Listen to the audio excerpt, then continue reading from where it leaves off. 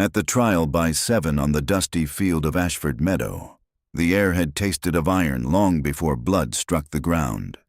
Knights in bright enameled plate clashed beneath a sky bleached pale by late summer heat, their banners snapping in uneven wind. The gathered lords and small folk pressed close around the lists, murmuring prayers, wagers, and old grievances. At the center of it all stood Prince Baelor Targaryen, called Breakspear, his dark hair bound beneath a crested helm, his shield painted with the three-headed dragon quartered with the sun and spear of Dorne. He had come not as a reckless youth chasing glory, but as a prince defending law and honor in the sight of gods and men. The fighting had raged hard and desperate, each champion knowing that this was no tourney game but a judgment writ in steel. When Maekar Targaryen, fierce and unyielding, brought his mace down in a sweeping arc, it carried the full weight of battle-hardened strength and years of war. The sound of the blow was sickening, a crack of metal and bone that seemed to echo beyond the field itself. Baelor staggered.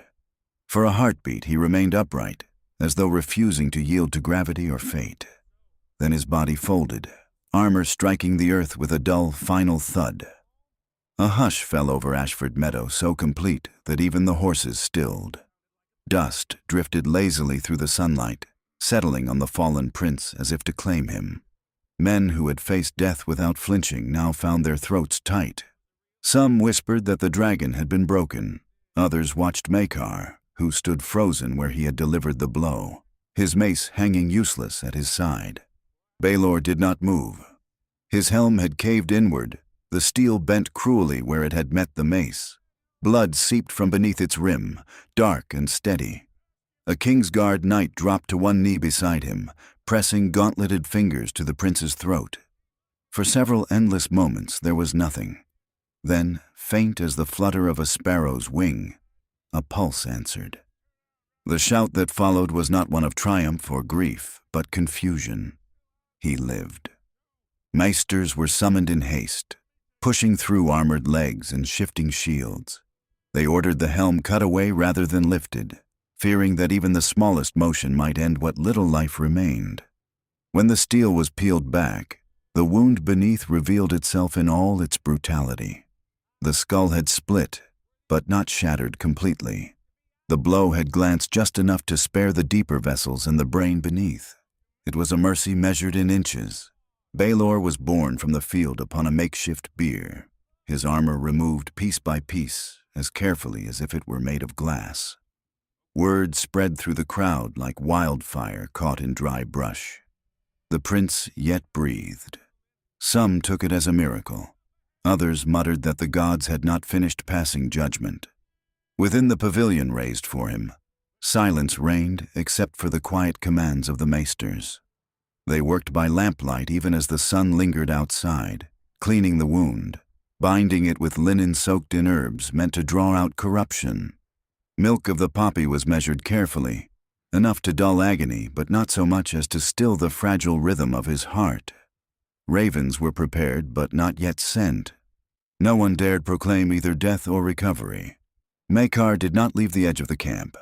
The prince who had struck the blow removed his gauntlets and stared at his own hands as though they belonged to a stranger. Blood had seeped into the seams of his armor, dried into the grooves of his mace. Those who approached him found no rage in his face, only a hollow disbelief. He had fought to uphold honor, not to extinguish his brother's life. That the judgment of the 7 might demand such a price had never seemed possible until that moment. King Daeron II received the first hurried account before the sun had fully set. The aging king, long burdened by questions of legitimacy and whispers of Dornish influence, felt the weight of years press harder upon him. Baelor was more than his heir. He was proof that reconciliation between dragon and son could thrive. The thought of losing him threatened not only a father's heart, but the delicate unity of the realm. When the second message arrived, carried by a rider who had not stopped to change horses, it brought cautious hope. The prince lived, though only barely. Days passed in a fevered haze. Baelor drifted in and out of darkness, caught between worlds. At times his breathing grew so faint that even seasoned maesters prepared themselves to close his eyes.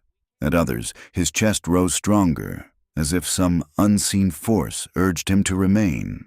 The wound swelled and throbbed. Heat radiated from his skull. Yet the corruption the maesters feared did not take hold. They spoke in hushed tones of luck, of angle and force, of the narrow margin between death and survival. Outside the pavilion, the realm held its breath. Lords delayed departures, unwilling to leave until certainty arrived. Small folk gathered in prayer, lighting candles before the Seven, before the Mother Royne, before any power that might listen. The image of Baelor lying still on the dust refused to fade from memory. On the fourth morning, as pale light crept across the canvas walls, Baelor stirred with purpose. His eyes opened slowly, unfocused at first, then sharpening with dawning awareness. Pain flooded in behind them, a tide so fierce that it stole his breath. He did not cry out. Instead, he reached weakly for the hand nearest his own. The master who held it nearly wept. News of his waking spread faster than the earlier whispers of death. Relief crashed through the camp like a storm breaking heat. Maekar entered the pavilion last, as though unsure he deserved to stand within its confines. When Baelor's gaze found him, there was no accusation there. The silence between them held the memory of steel and impact, but also of shared blood and childhood years beneath the same red banners. Maekar dropped to one knee, armor clattering softly against the wooden floor. Words failed him. The guilt carved into his features spoke plainly enough. Baelor, voice thin but steady, told him to rise. The trial had demanded champions. The blow had not been treachery, only fate's cruel arithmetic. In that simple forgiveness lay the first act of a changed man. Darren arrived soon after, the journey having taxed him more than he admitted. He stood at his son's bedside longer than any counsel required, studying the bandaged wound and the pallor that still clung to Baelor's skin. The king had long believed that rule required patience and compromise, yet here was proof that survival itself could be an act of divine favor. Some would call it chance. Others would name it destiny. As Baelor's strength returned in slow increments, so too did the realization that something within him had shifted. He had glimpsed the abyss and returned. The fragility of flesh, the suddenness of loss, no longer seemed abstract. Each breath carried weight, each decision, consequence. The realm he was meant to inherit had nearly slipped from his grasp before it had ever truly been his. The trial by Seven ended with its legal conclusion, yet its deeper judgment lingered. The field at Ashford Meadow bore no monument to the blow that failed to kill, but those who had witnessed it carried the memory like a scar. The dragon had fallen and risen again. Whether that resurrection signaled blessing or warning remained to be seen. A changed prince. When Baelor Targaryen finally stood again without assistance, the court saw strength restored. What they did not see was the quiet alteration beneath it. The wound at his temple healed into a pale, jagged scar that cut into his hairline, a visible reminder of Ashford Meadow. But the deeper change lay behind his eyes. Before the trial, Baelor had been known for his measured temperament, for a rare ability to listen before speaking and to weigh justice without haste. Afterward, that balance remained. Yet it was sharpened, honed by proximity to oblivion. He moved more slowly at first, not from weakness but from deliberation. Each step carried intention. Each word was chosen with care. The nearness of death had stripped away any illusion that the realm was stable by nature. Stability, he now understood, was constructed daily, sometimes painfully, through vigilance and foresight. The public forgiveness of Maekar became the first test of this transformation. When Baelor appeared before gathered lords and knights, the scar still fresh upon his brow, the tension in the hall was palpable. Some had already begun whispering that Maekar's blow had been too forceful, too eager. Others feared that resentment might divide the royal line into factions. In a dynasty that had already endured rebellion and questions of legitimacy, even the hint of fraternal discord could prove disastrous. Baelor did not allow it to fester. He called Maekar forward in full view of the court. There was no private reconciliation hidden behind closed doors. Before banners and swords, before men who measured strength in dominance, Baelor declared that the blow had been struck in lawful combat, in defense of honor and crown. He named his brother steadfast and loyal. He embraced him. The gesture rippled outward with immense force. What might have become a fracture instead became a story of unity. Songs would later recount the moment when the dragon refused to turn upon itself. Lords who had begun calculating advantage quietly revised their plans. If there was to be rivalry between the sons of Darren, it would not be born from Ashford Meadow. Yet beneath the outward harmony, Baelor's thinking deepened into something colder and more strategic. He had lain on the edge of death because the realm required champions. He had nearly died because honor demanded presence. What if, next time, the realm required more than one life? What if succession depended on a single fragile thread? The Blackfyre rebellion had proven how quickly claims could splinter the kingdom. Though Demon Blackfyre was dead, his name still smoldered in certain halls. Baelor recognized that loyalty was often less about affection and more about calculation. Houses that had once wavered did so not out of pure treachery, but because they perceived opportunity. He resolved to remove opportunity. In the months following his recovery, Baelor began corresponding personally with lords who had stood uncertain during the rebellion. Not with threats, but with offers. Marriages were proposed, trade agreements brokered, disputes mediated with careful fairness. He understood that binding a house through mutual benefit was stronger than binding it through fear. Fear decayed, interest endured. He paid particular attention to the riverlands and the Reach, regions where loyalties had once split. Invitations to court were extended more frequently. He listened to grievances that had long gone unaddressed. Roads in neglected areas were repaired under royal coin. Minor titles were granted where recognition was overdue.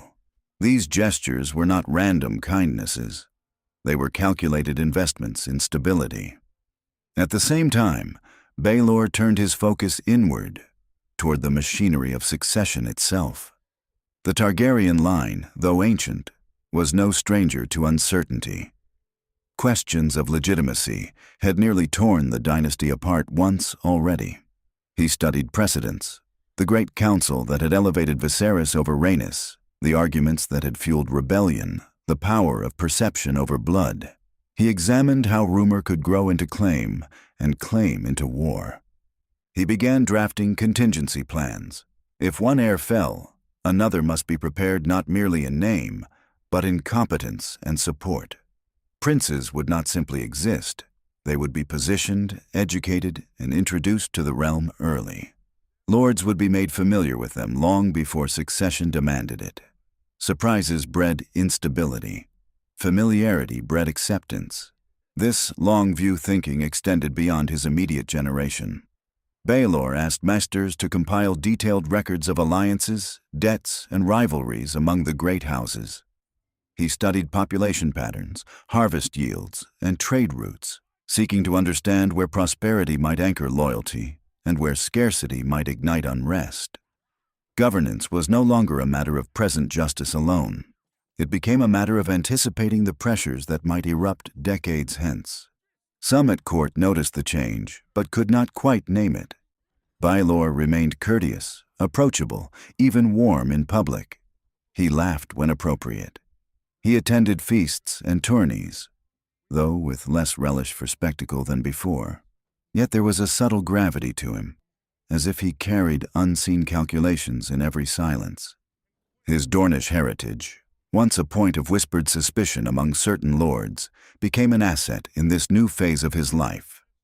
Raised to understand both the fiery pride of old Valyria and the patient resilience of Dorne, Baelor leaned into that duality.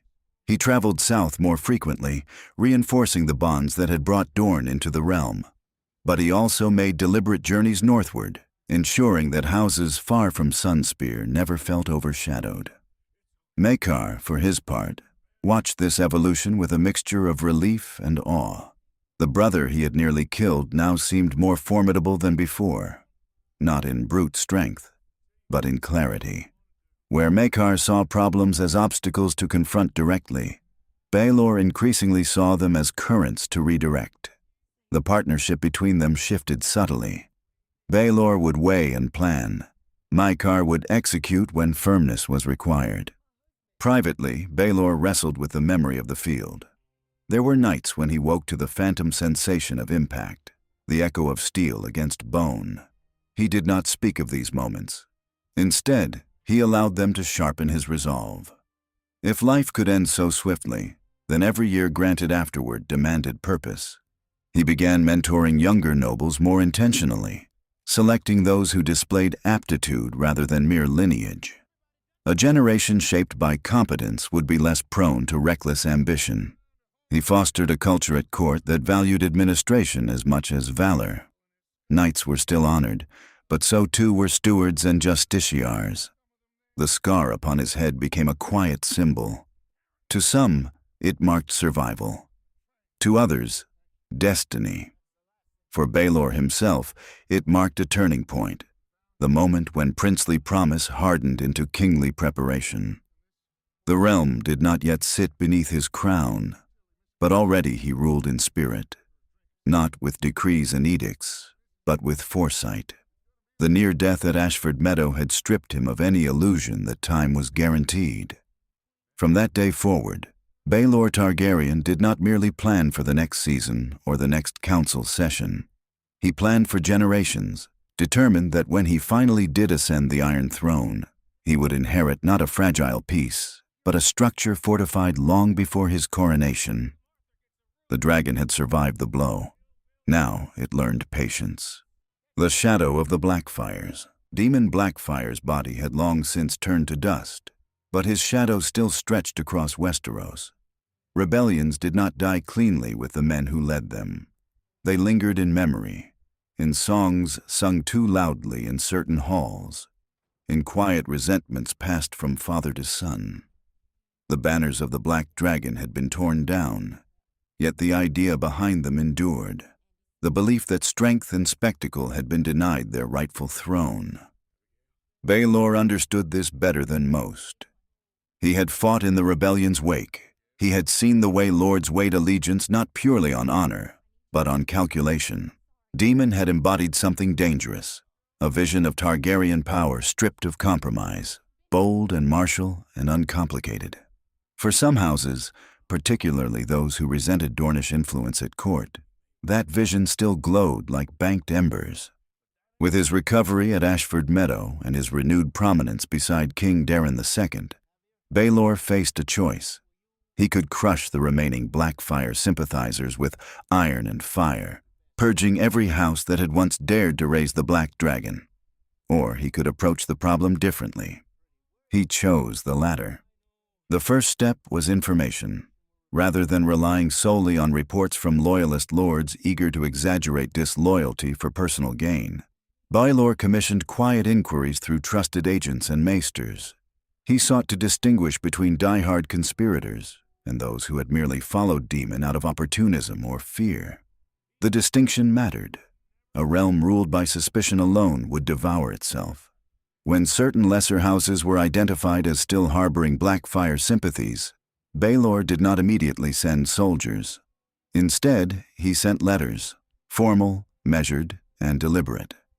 These letters offered pardons in exchange for public oaths of renewed loyalty. The terms were clear. Hostages would be given, typically second sons or nephews, to ensure continued good behavior. In return, lands would not be confiscated, titles would remain intact, and old grievances would not be resurrected in the king's courts. Some at court bristled at this leniency. They argued that mercy invited further defiance.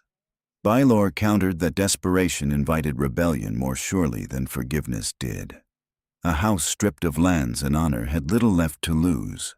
A house reintegrated into royal favor had everything to protect. The hostages were not treated as prisoners in chains. They were brought to court, educated alongside loyal heirs, introduced to royal customs and alliances. In time, many grew to see themselves as part of the realm's center rather than its fringe. Bonds formed in youth proved stronger than resentments inherited from the past. For those who refused the offered pardons, Baelor did not hesitate to act. Precision replaced spectacle. Rather than raising vast armies that would ravage entire regions, he deployed smaller, disciplined forces to isolate and dismantle conspiracies. Leaders were arrested swiftly. Trials were conducted with careful adherence to law, ensuring that punishment appeared measured rather than vengeful. Executions, when necessary, were deliberate and few. Baelor understood that each head struck from shoulders could become a martyr if handled carelessly. He avoided grand displays that might inflame sentiment. The goal was not to terrorize, but to conclude. His Dornish heritage influenced his approach profoundly. Dorne had resisted the Iron Throne for generations before joining through marriage rather than conquest. Baelor had grown up hearing stories of that long defiance and eventual union. He knew that pride, when cornered, hardened into hatred. But pride offered respect could transform into loyalty. He traveled often through regions where Blackfyre sympathies had once run strongest. In the Reach and the Stormlands, he attended harvest feasts and adjudicated disputes personally. He listened to complaints about taxation, about trade routes disrupted during the rebellion, about perceived favoritism at court. Even when such grievances seemed exaggerated, he treated them with seriousness. Rebellion often cloaked itself in ideology, but its roots were frequently practical. Gradually, the narrative began to shift. The Blackfyre cause had once presented itself as a righteous alternative, a return to unfiltered Targarian valor. Under Baelor's steady hand, that contrast dulled. Here was a prince who fought bravely when needed, who bore scars as proof, yet who governed with fairness and foresight. The stark choice between strength and stability began to look false. Songs that once celebrated Demon Blackfyre's charisma lost their edge when measured against Baelor's living example. The black dragon on red became less a symbol of promise and more a relic of a bloody chapter many preferred to forget. Younger generations, raised after the rebellion's height, found fewer reasons to romanticize a cause that no longer seemed viable. Baelor also strengthened the realm's economic foundations in areas that had suffered most during the uprising. Trade incentives were offered to ports that had backed the wrong side but now sought reintegration. Infrastructure repairs were funded in territories where war had damaged fields and roads. Prosperity softened resentment more effectively than punishment ever could. At court, Baelor carefully balanced appointments.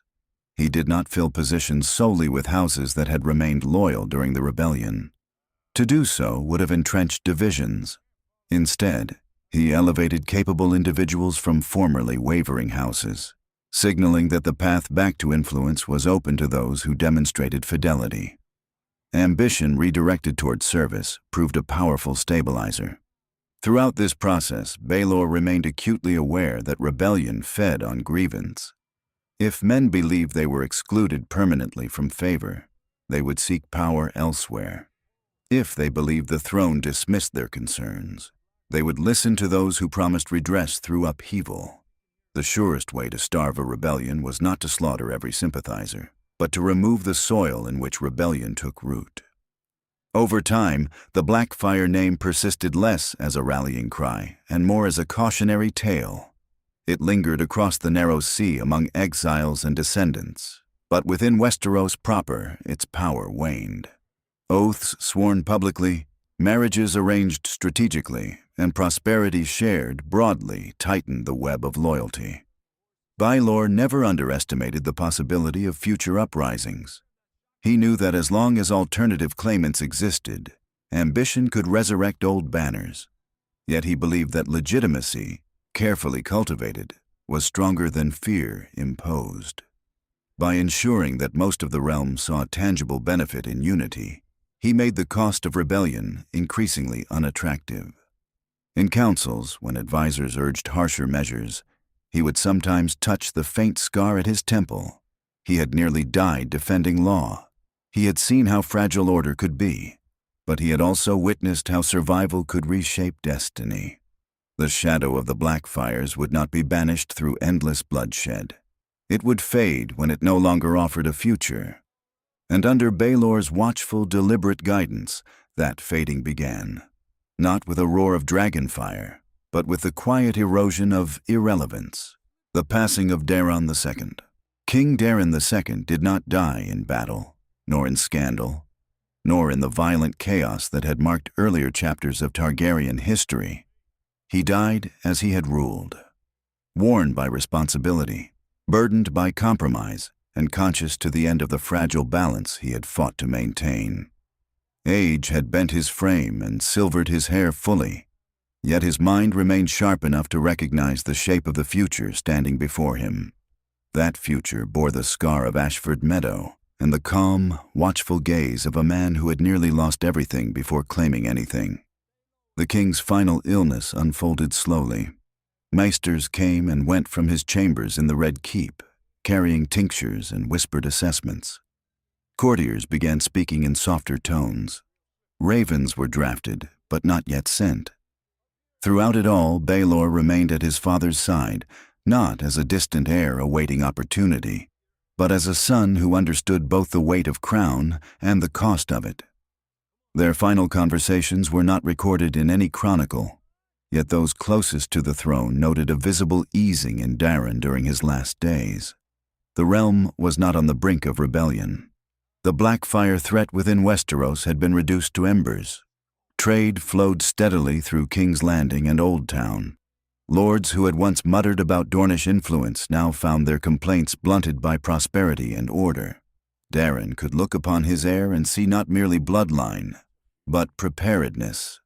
When the king finally passed in the quiet hours before dawn, the bells of the great sept tolled in measured cadence. There was grief, genuine and widespread.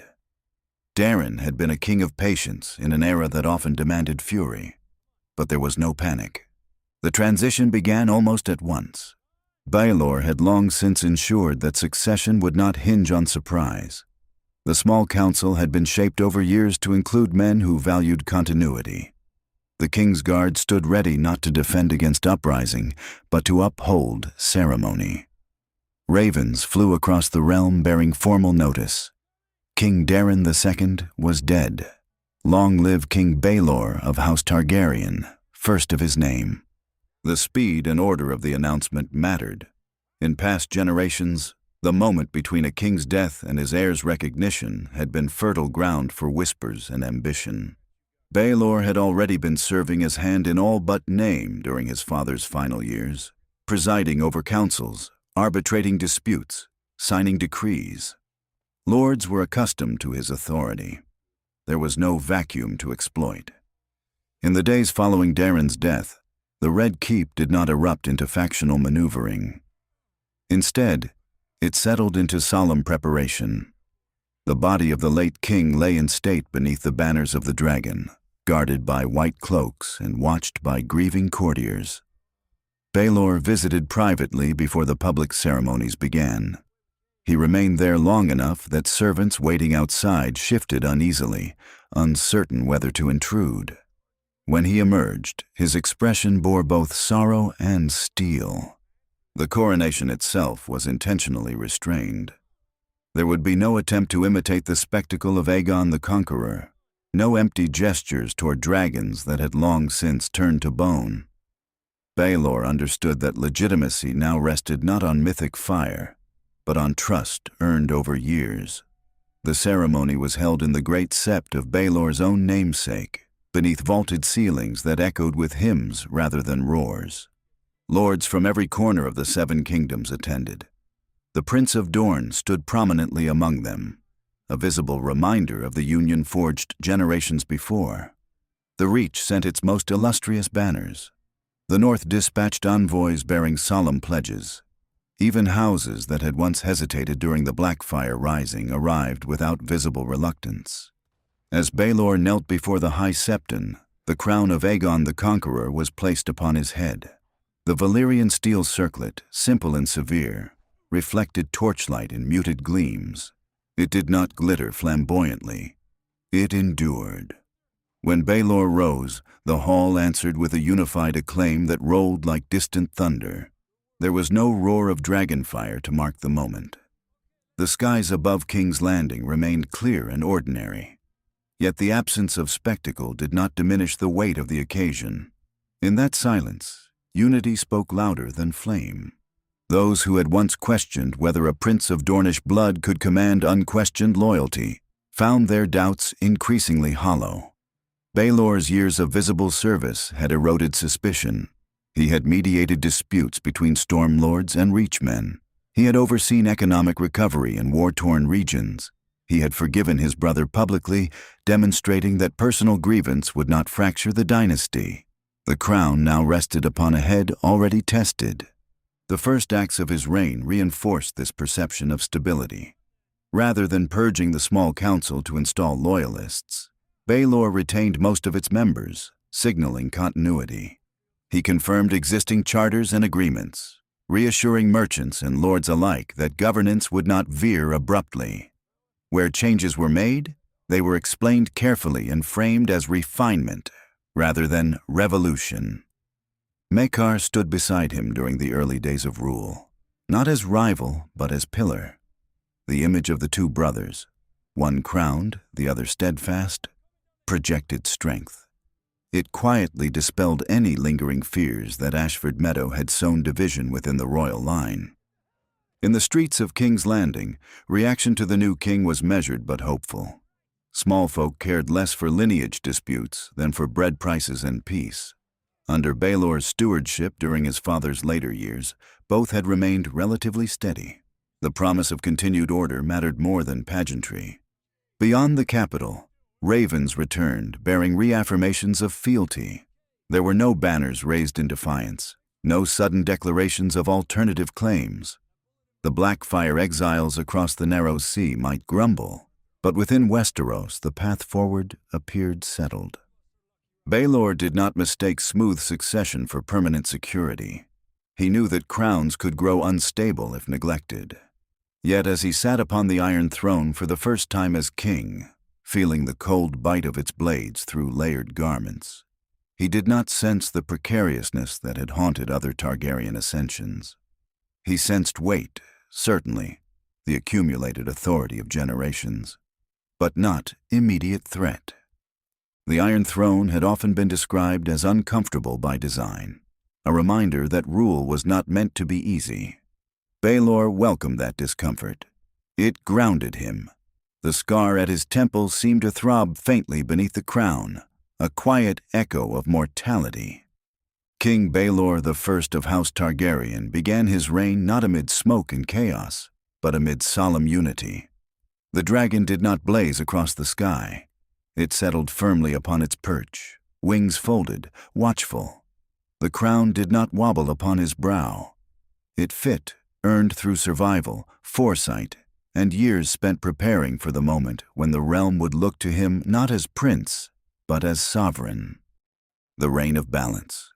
King Baelor I did not begin his reign with sweeping proclamations or dramatic purges. Instead, he began with ledgers. The realm he inherited was stable, but stability without reinforcement was merely delay. Baelor understood that the Iron Throne's authority could not rest solely upon lineage or reputation. It required visible benefit. Lords might swear oaths to tradition, but their loyalty hardened when prosperity followed. One of his earliest acts was to commission a full accounting of royal revenues and expenditures. For years, taxes had been collected unevenly, often influenced by local custom or the favor of powerful houses. Baelor did not raise taxes dramatically. He restructured them. Levies were standardized across regions where inconsistencies bred resentment. Port duties were adjusted to encourage greater merchant traffic rather than strangle it. Grain tariffs were refined to prevent hoarding in lean years. The changes were not immediate in their impact, but they were deliberate. Instead of extracting more from the realm, Baelor sought to make what was taken more productive. Roads became his quiet obsession. The great highways of Westeros had fallen into varying states of disrepair after years of rebellion and neglect. Baelor authorized coordinated reconstruction projects, beginning with the arteries that linked major cities to ports. Stone replaced crumbling packed earth. Bridges were reinforced. Way stations were improved to allow faster communication between distant regions. The practical effects were unmistakable. Trade caravans traveled with greater speed and less risk. Merchants from the Reach could move goods northward without losing weeks to damaged crossings. Grain shipments from the riverlands reached King's Landing more reliably. In time, the roads themselves became symbols of royal presence, tangible proof that the crown's authority extended beyond decrees and into daily life. Ports followed. King's Landing's harbor was dredged and expanded to accommodate larger vessels. Old Town and Lannisport received royal grants for dock improvements, provided they matched funding locally. Even smaller coastal settlements were encouraged to develop modest trade infrastructure.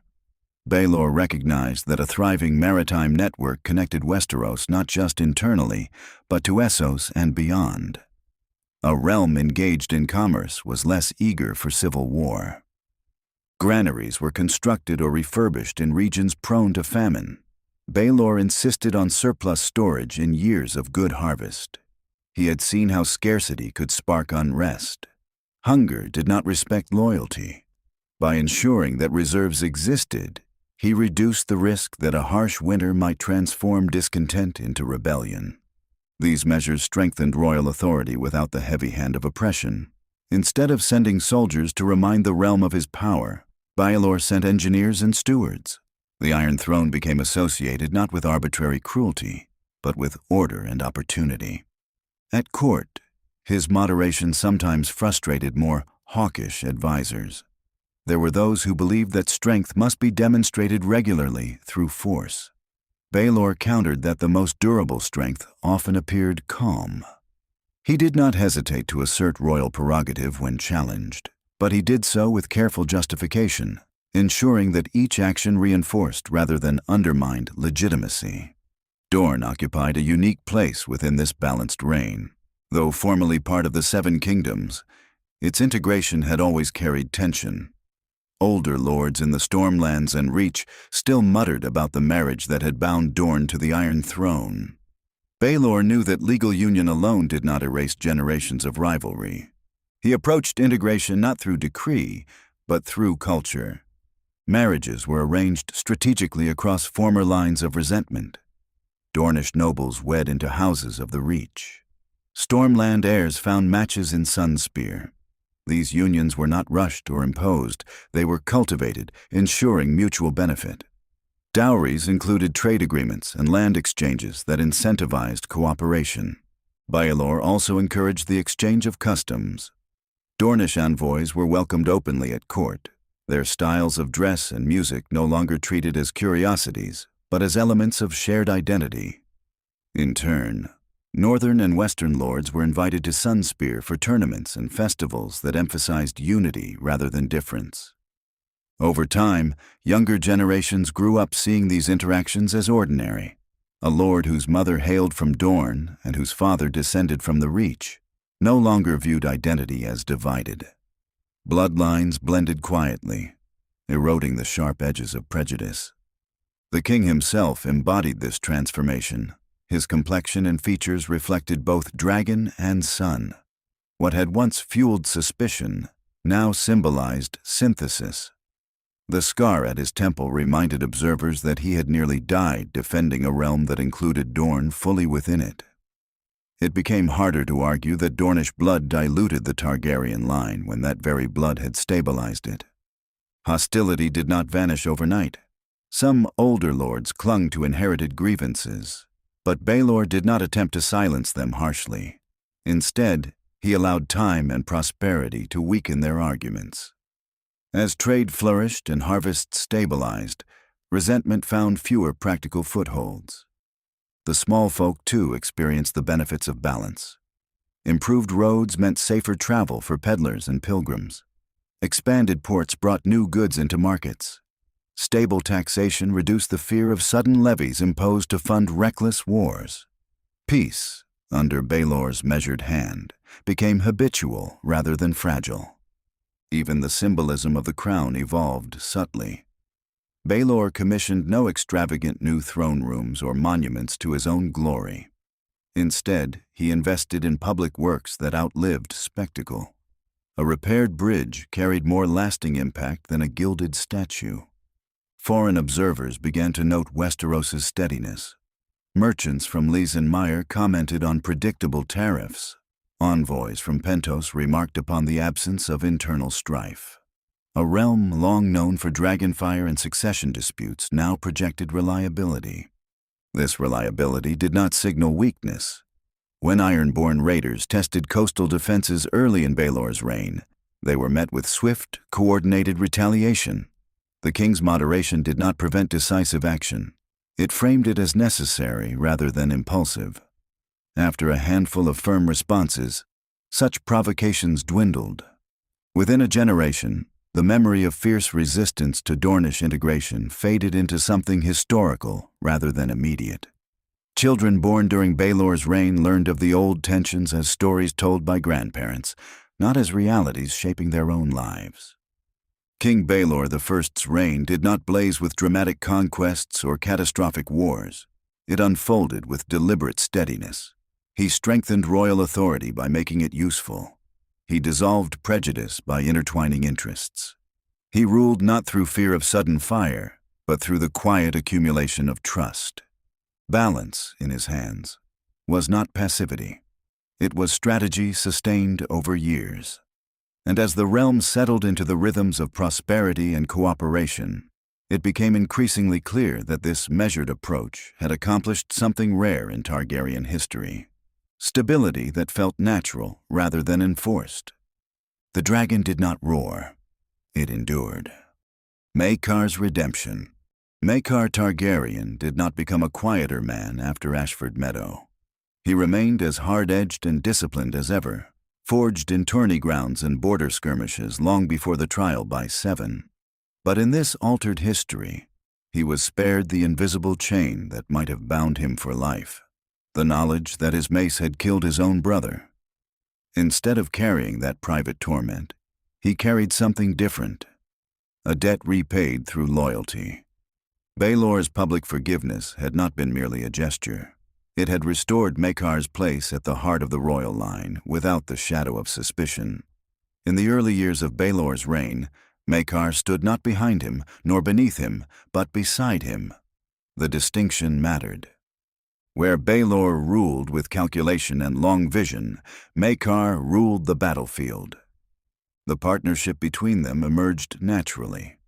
Baelor had little desire to posture as a war king when the realm did not require one. He understood that strength displayed too often could appear insecure. Maekar, however, thrived in the clarity of command. Soldiers respected him because he did not soften truth or hesitate in crisis. His presence at the head of royal forces projected an image of iron certainty. Their dynamic became the quiet axis upon which Westeros turned. Baelor handled diplomacy, taxation, and integration. Maekar oversaw fortifications, garrisons, and fleet readiness. Neither intruded upon the other's domain without invitation. The trust between them, sealed in blood but tempered by survival, prevented rivalry from festering. The stepstones offered the first true test. Piracy had long plagued the narrow waters between Westeros and Essos. Merchant vessels bound for King's Landing or Old Town were easy prey for ambitious captains and disbanded sellswords. In previous decades, the Crown's response had been sporadic, often reactive rather than preventative.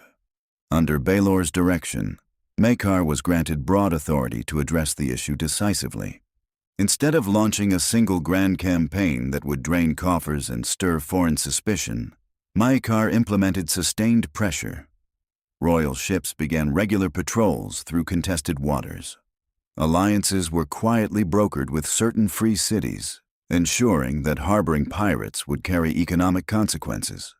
Strongpoints were reinforced along vulnerable coasts. When a coalition of Essosi mercenaries attempted to establish a fortified base in the Stepstones, Maekar moved swiftly. The response was neither reckless nor delayed. He coordinated fleets from Driftmark and the Arbor, striking before the sellswords could entrench fully. The engagement was sharp and conclusive. Survivors were offered the choice of exile or service under tightly controlled contracts, denying them the allure of martyrdom. The message was clear. Westeros would not tolerate sustained disruption of its trade. The Ironborn, ever watchful for signs of weakness, tested the western shores soon after. Small raiding parties probed coastal villages in the Reach and Westerlands, seeking easy plunder. In years past, such incursions might have escalated into prolonged retaliation and counter-retaliation. This time, the response was calibrated. Maekar did not call for full-scale invasion of the Iron Islands. Instead, he targeted the specific houses responsible, coordinating with Western lords to isolate offenders. A handful of swift strikes against raiding fleets and coastal strongholds demonstrated resolve without plunging the realm into broader conflict. Hostages were taken, oaths renewed under watchful eyes. The Ironborn learned that opportunism would be met not with bluster, but with precision. Throughout these campaigns, Baelor remained visibly supportive yet strategically distant. He allowed Maekar the glory of command while ensuring that every action aligned with broader stability. Royal proclamations emphasized defense of trade and protection of subjects, framing military action as necessity rather than conquest. This balance between sword and quill deterred greater threats. Across the narrow sea, exiled Blackfyre loyalists and ambitious Essosi captains weighed the possibility of exploiting Westeros during transition. They saw instead a unified royal front, a king whose authority was unquestioned at home, and a prince whose reputation for martial competence was unquestioned abroad. Unity at the top discouraged calculation below. Within the capital, Maekar's presence also served as a stabilizing force. Lords who might have considered subtle maneuvering found little room to operate when the crown's military arm was embodied in a disciplined, respected prince. Maekar did not involve himself in petty court intrigue. His reputation rested on action rather than whispers. Yet he was no mere blunt instrument.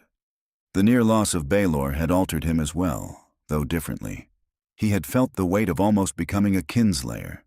In this timeline, spared that fate, he redirected his intensity toward preservation rather than atonement.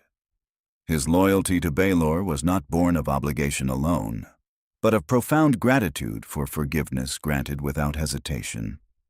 When tensions arose between ambitious lords, disputes over border rights or military appointments, Maekar deferred to Baelor's judgment publicly. In private, he offered frank assessments, unfiltered by diplomacy. Their disagreements, when they occurred, strengthened rather than weakened their rule. Baelor valued the clarity Maekar provided. Maekar trusted the broader vision Baelor maintained. The royal army, under Maekar's oversight, underwent quiet reforms. Training standards were standardized across regions. Supply chains were organized more efficiently, ensuring that mobilization would not depend solely on feudal levies. Coastal defenses were mapped and reinforced with greater consistency. These improvements did not scream ambition, they whispered preparedness.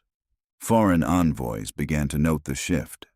Westeros, once prone to internal division and sudden upheaval, now appeared cohesive.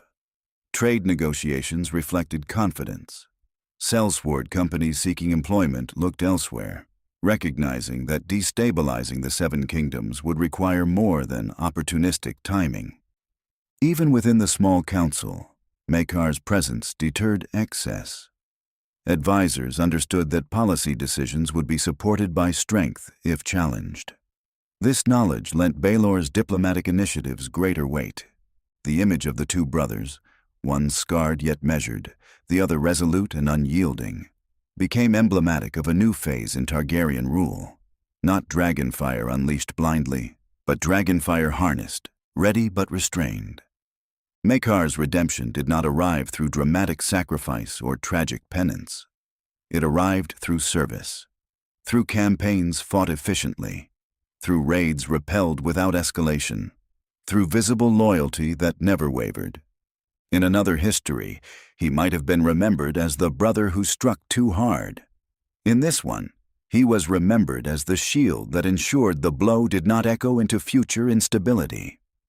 Together, Baelor and Maekar projected something rare in the long annals of the Iron Throne: confidence without arrogance, strength without cruelty, unity without rivalry.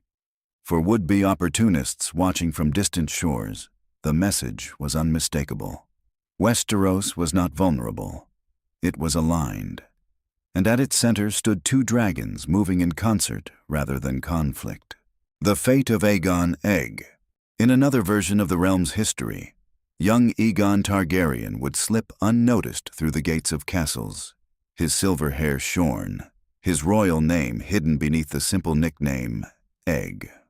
He would walk the King's Road in mud-stained boots, sleep beneath hedges and in drafty inns, and learn the weight of injustice not from parchment, but from proximity.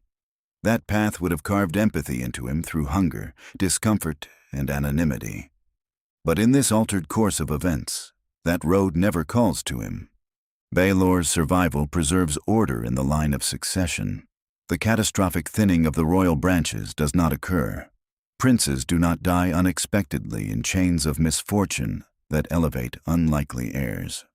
Aegon grows not as a distant contingency, but as a visible member of a secure dynasty.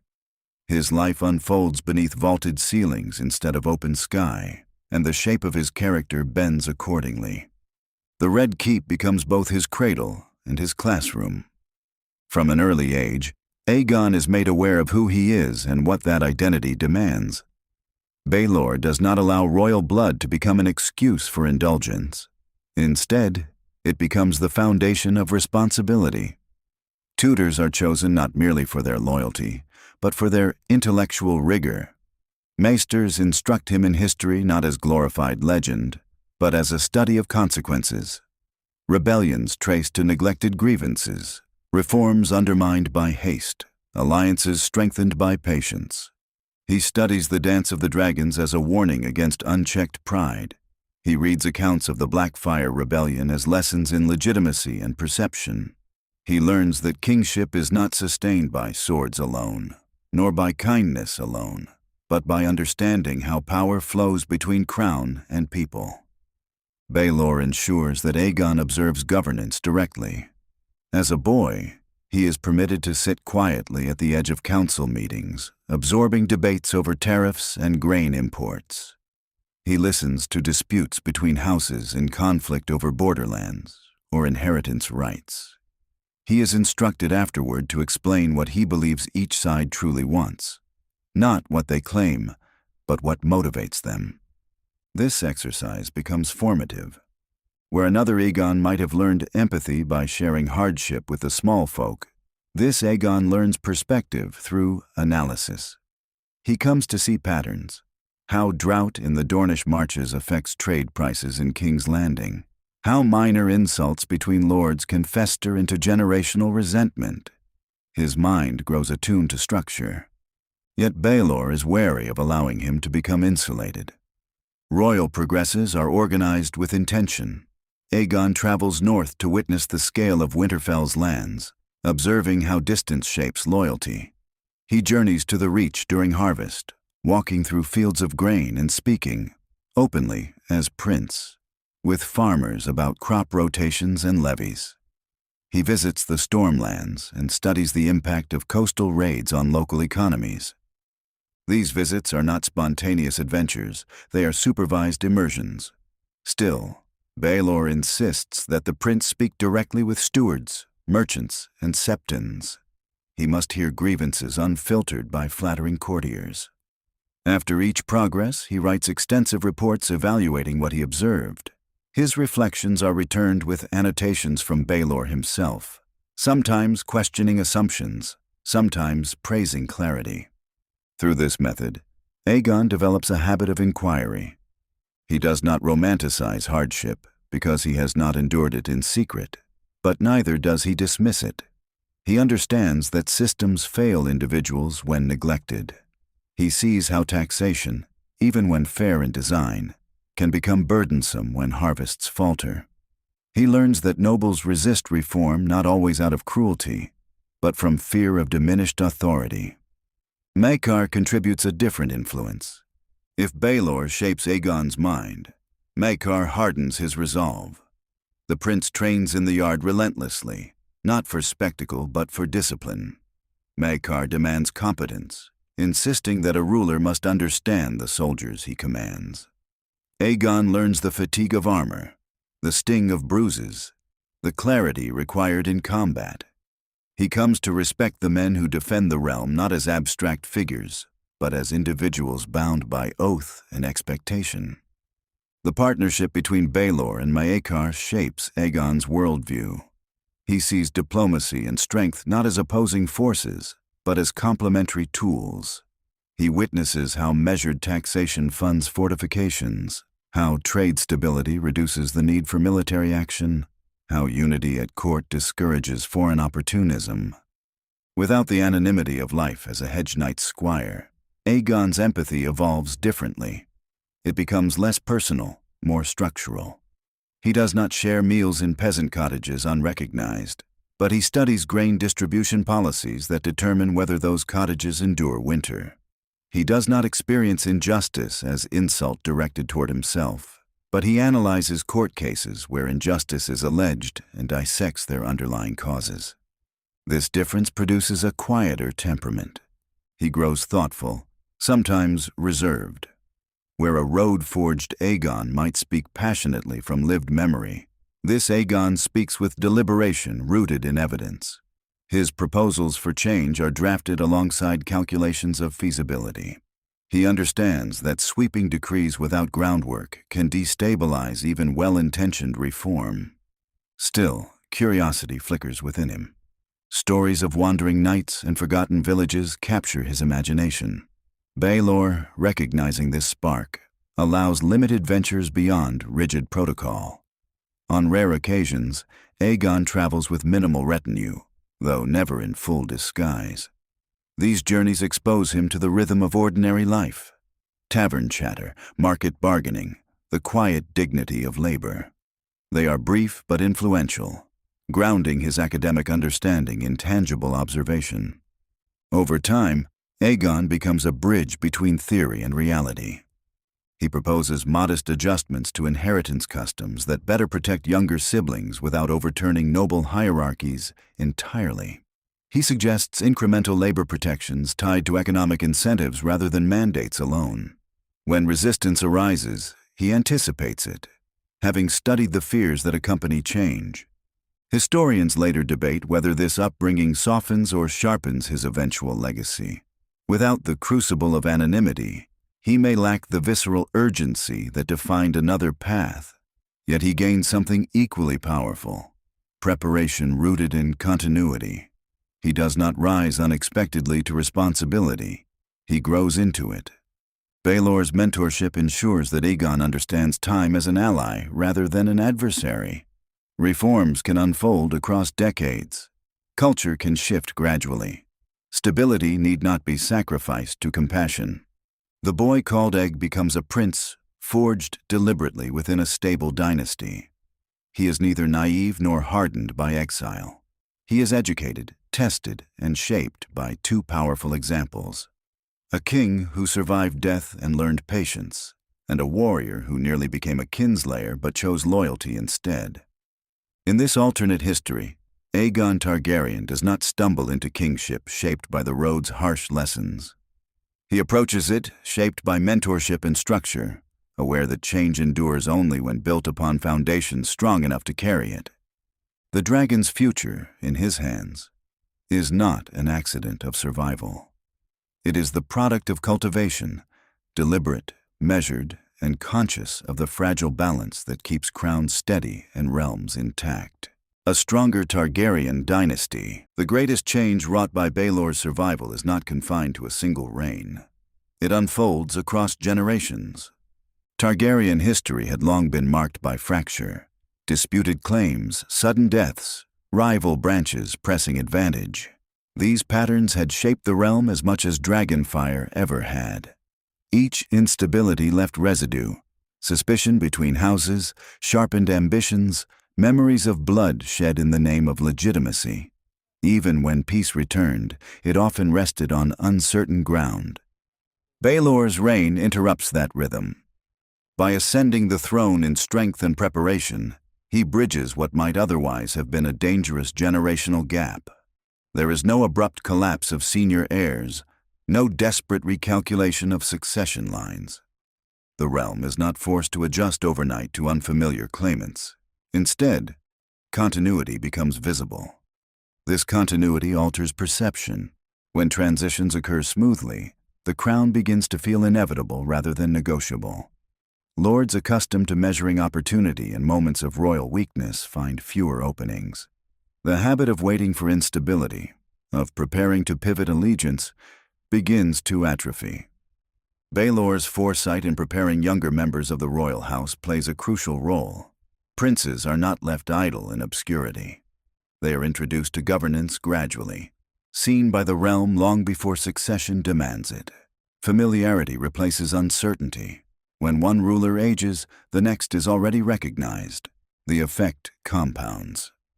Without recurring crises of inheritance, rival claimants struggle to gain traction. The Blackfyre cause, already weakened under Baelor's measured policies, finds fewer sympathetic ears in a realm that has not recently endured chaos. Even across the narrow sea, exiled pretenders lose leverage when Westeros appears stable and unified. Internal fracturing within House Targaryen diminishes as well.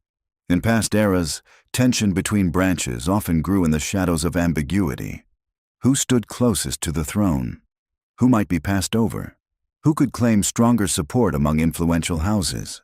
Baelor addresses these questions openly and early, clarifying lines of succession in formal councils and recorded decrees. While no declaration can prevent ambition entirely, clarity reduces fertile ground for dispute. Moreover, the partnership between Baelor and Maekar establishes a model for cooperation rather than rivalry. Younger princes grow up witnessing collaboration at the highest level. The idea that brothers must inevitably compete for dominance loses some of its inevitability. Political culture shifts subtly within the royal household itself. As the years pass, the Iron Throne's legitimacy grows less fragile. It is no longer perceived merely as the seat of whichever Targaryen survives longest, but as an institution anchored by competence and continuity. Trade agreements negotiated during Baelor's reign carry forward under his successors without abrupt reversal.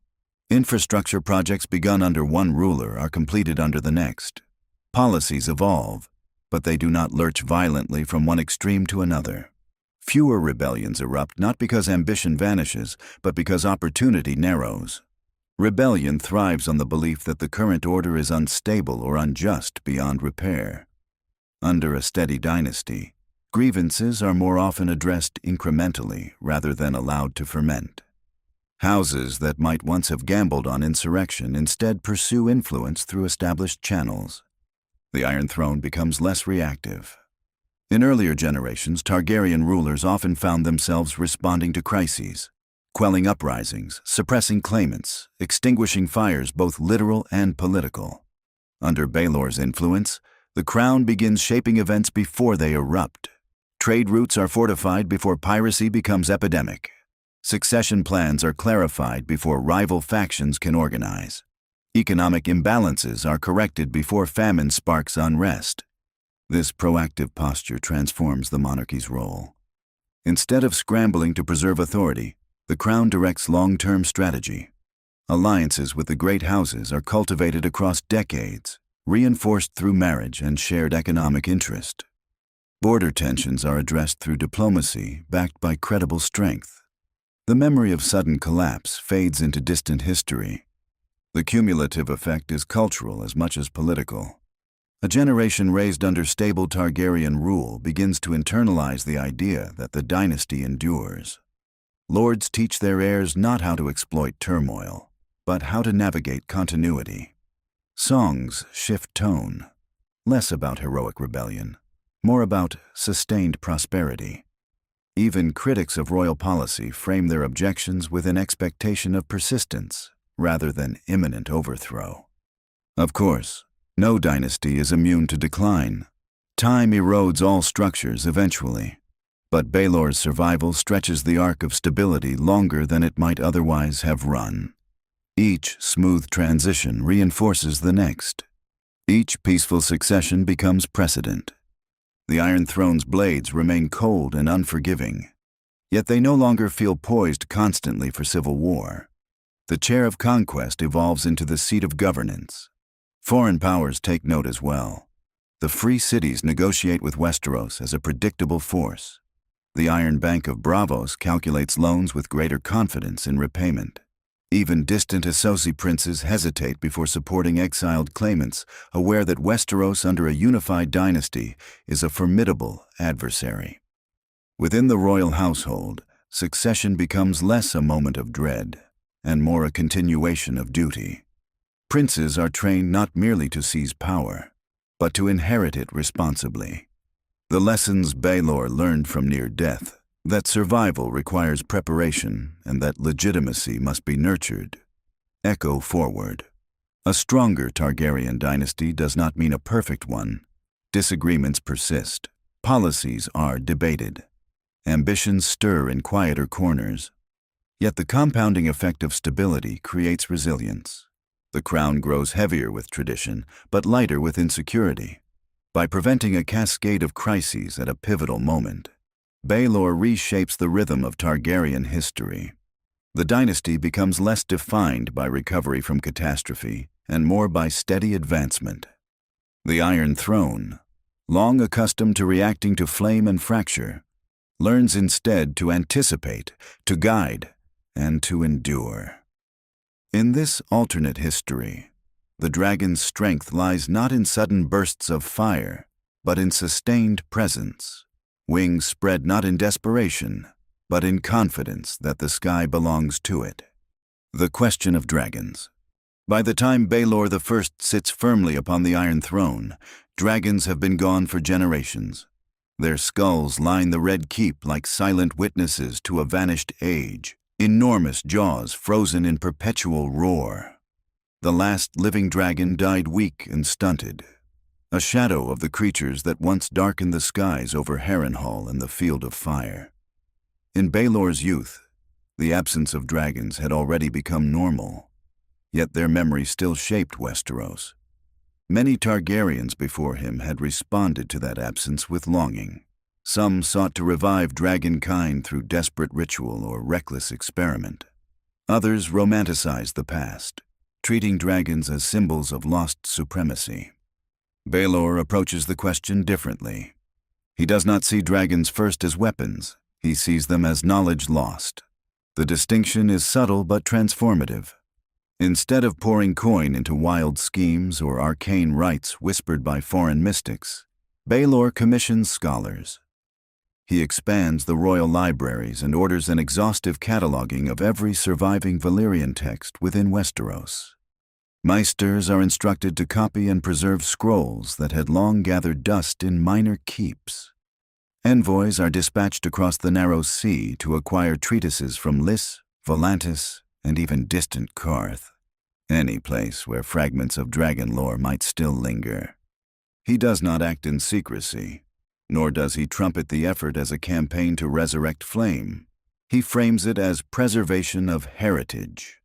The Citadel reacts with cautious curiosity. Some maesters view dragon lore as superstition best left buried alongside old bones. Others, particularly those fascinated by natural philosophy, see opportunity in studying creatures that once defied conventional understanding of scale and fire. Baelor ensures that the project remains academic rather than mystical. Scrolls are translated systematically. Accounts of dragon behavior are compared across sources. Feeding habits, nesting patterns, flight endurance, incubation practices. Every detail is recorded and debated. Contradictions between sources are noted rather than ignored. The goal is not myth, but clarity. Within the Red Keep, the dragon skulls are reorganized and measured. Artisans and scholars examine bone density and wing structure. Maesters analyze the chemical properties of preserved scales. What once served as macabre decoration becomes material for inquiry. Baelor's reasoning is rooted in patience. He understands that dragons, if they ever return, cannot be summoned through wishful thinking alone. The tragedies of earlier attempts linger in Targaryen memory. Malformed hatchlings, catastrophic fires, rituals that claimed more lives than they granted power. He refuses to gamble lives on incomplete understanding. Instead, he invests in preparation without immediate expectation. This approach shapes how the realm views dragonkind.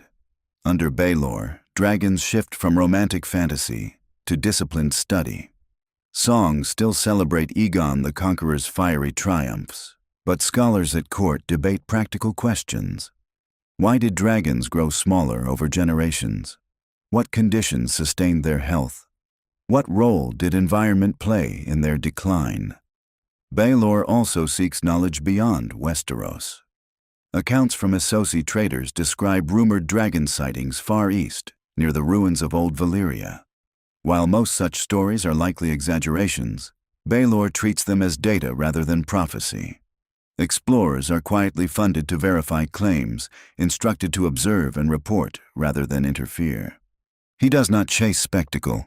The treasury supports preservation of dragon eggs already in Targaryen possession. Rather than storing them as mere relics, they are studied for composition and environmental needs. Temperature, humidity, and structural integrity are recorded meticulously. No attempt is made to force hatching. The eggs are safeguarded as artifacts of potential, not instruments of ambition. This intellectual discipline influences the next generation. Aegon grows up surrounded not by reckless yearning for lost fire, but by measured curiosity. He reads compiled volumes summarizing centuries of dragon encounters. He learns that dragons were not merely tools of conquest, but living beings with needs and vulnerabilities. He sees how pride and impatience contributed to their decline. In this environment, dragon restoration becomes a long-term possibility rather than a desperate obsession. The distant future shifts subtly because of this. If, generations later, a Targaryen once again attempts to hatch dragons, they do so armed with codified knowledge rather than scattered fragments. They understand incubation conditions with greater precision. They anticipate the dangers of uncontrolled flame. They approach bonding rituals with caution informed by precedent rather than myth. Perhaps tragedies still occur. Dragons are not creatures easily mastered, but the scale of disaster may lessen. Fires that once consumed entire castles might be prevented through foreknowledge. Political upheaval sparked by unexpected dragon births might be mitigated by preparation and containment strategies already drafted in royal archives. Beyond practical implications, Baelor's investment in scholarship changes the cultural relationship to dragons. They are no longer seen solely as divine entitlement of House Targaryen. They become subjects of study, creatures to be respected rather than exploited. This shift tempers the arrogance that once accompanied dragon riders. It frames any future return of dragons as responsibility rather than license. Foreign powers notice the quiet accumulation of knowledge. Rumors spread that Westeros studies its ancient fire with renewed seriousness. The message is subtle but powerful. The realm may not possess dragons now, but it remembers how they once lived. In council, Baelor occasionally reflects on the symbolism of dragons' extinction. He sees in it a lesson about excess and neglect. The mightiest creatures in the world dwindled because circumstances changed and rulers failed to adapt. Preservation, therefore, is not merely about flame, it is about foresight. The dragon skulls in the Red Keep no longer appear as monuments to lost glory alone. They stand as reminders that knowledge must endure, even when power fades. Baelor never lives to see dragons return. He does not seek that triumph for himself. His legacy in this matter lies not in spectacle, but in groundwork. By choosing scholarship over desperation, he alters the trajectory of possibility. He ensures that if fire ever rises again above Westeros, it will do so guided by understanding rather than blind ambition. The question of dragons remains unanswered in his lifetime, but it is no longer a question approached in ignorance. Under Baelor's reign, the dragon becomes not merely memory or myth. It becomes study, patient, deliberate, and preserved for a future that may one day call upon it with wisdom rather than recklessness. The legacy of the unbroken spear. In the years that follow, the story of Ashford Meadow changes. At first, it is told as a near tragedy.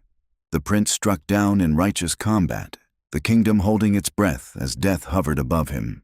But as Baelor's reign lengthens and stability deepens, the memory shifts. The blow becomes less a symbol of fragility and more a beginning. The scar at his temple, once a reminder of how close Westeros came to losing him, transforms into an emblem of endurance. He is no longer remembered primarily as the prince who almost died. He becomes the king who rose. The name Breakspear, once associated with martial prowess, takes on layered meaning. It speaks not only of strength in battle, but of the breaking of cycles of rebellion, of succession crises, of fraternal rivalry. The spear that might have shattered the realm instead becomes a metaphor for division halted at the brink. Under Baelor's steady rule, unity ceases to feel like a temporary alignment of interests. It becomes habitual. Lords who once watched the capital for weakness begin to assume continuity as the norm. Generations grow up without witnessing a devastating civil war. The absence of chaos becomes as defining as its presence once was. His reign is not filled with dramatic conquests or cataclysmic turning points. Instead, it is marked by accumulation of trust, of prosperity, of preparation. Roads repaired under his early reforms continue to carry trade decades later. Ports expanded during his first years of rule become hubs that bind Westeros economically to distant shores. The cultural integration of Dorne, once controversial, becomes unremarkable. By the time Baelor ages, the realm he governs feels less brittle. The Targarian dynasty, so often shaped by sudden reversals, begins to exhibit a different pattern. Succession transitions pass without bloodshed. Princes are prepared rather than improvised. The example Baelor sets, of patience coupled with resolve, influences not only policy, but temperament within the royal house. Maekar's loyalty, once born from forgiveness, remains a pillar throughout Baelor's life. Their partnership becomes legend in its own right. The scarred king and the steadfast warrior, ruling not in rivalry, but in alignment. Younger princes internalize this model. Brotherhood, while never free from tension, no longer feels fated to erupt into catastrophe. Foreign courts begin speaking of Westeros differently. Where once the realm was seen as powerful yet volatile, it now appears measured and enduring. Diplomacy replaces opportunistic intervention. The Iron Throne commands respect not merely because of history, but because of present reliability. In the later years of his reign, Baelor walks more slowly. The scar at his temple pales further with time, but it never disappears. It remains visible in portraits and statues, a faint line that historians will study long after his passing. Children who never knew the fear of Ashford Meadow grow up hearing it described as a turning point rather than a disaster. When he sits upon the Iron Throne in old age, the blades pressing faintly against his back, he reflects not on the blow that nearly ended him, but on the years it granted him. He understands that survival alone would have meant little without the choices that followed it. The difference between chaos and continuity had not been chance.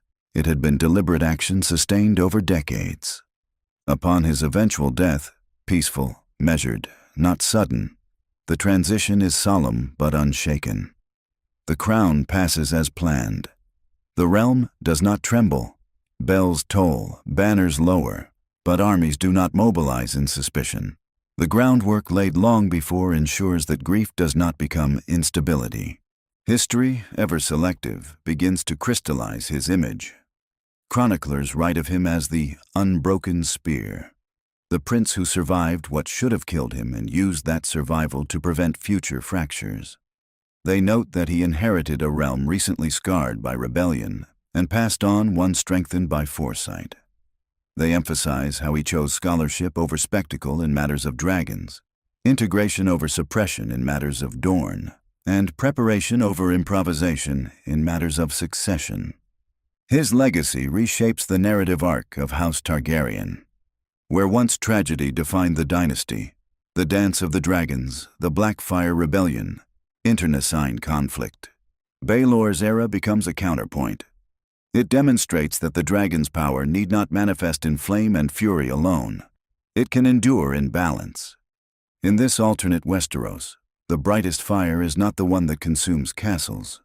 It is the steady flame that keeps darkness at bay without burning the realm it seeks to protect. Baelor Breakspear is remembered not for the mace that struck him down, but for the decades he rose afterward.